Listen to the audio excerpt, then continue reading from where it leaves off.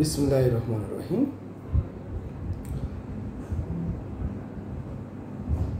জলজট এবং যানজট ঢাকা শহরের নগরবাসীর নিত্যদিনের সঙ্গী। এই যানজট এবং জলজট দূর করবার জন্য নানান নাগরিকের নানান ভাবনা থাকতে পারে। তার আঙ্গিকে আমি ছোট্ট একটি ভাবনা শেয়ার করার জন্য আজকের এই ভিডিও। শুরুতে বলে রাখা ভালো, ছোট আয়তনের এই মেগা সিটিতে রাতারাতি যানজট দূর হবে এটি চিন্তা করা মুশকিল।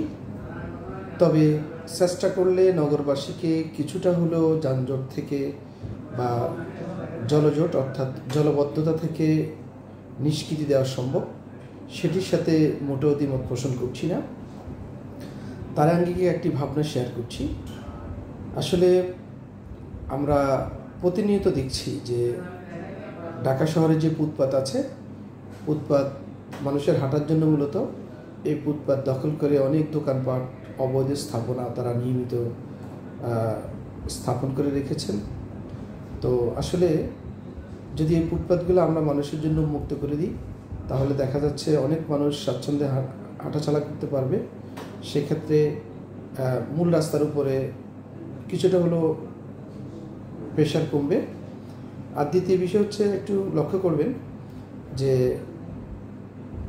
ফুটপাতের যে দোকানপাট, এই দোকানপাটে মানুষ যখন প্রতিনিয়ত বিভিন্ন খাবার দাবার করে, খাবার দাবারের যে উচ্ছিষ্ট অংশ, বিভিন্ন ধরনের বোতল, প্যাকেট, এগুলো যখন রাস্তা রেখে দেয় বা রাস্তা ফেলে দেয়, এই একটু বৃষ্টি হলে এগুলো কিন্তু ড্রেনে চলে যায় এবং এর মাধ্যমে কিন্তু জলবদ্ধতার সৃষ্টি হয়।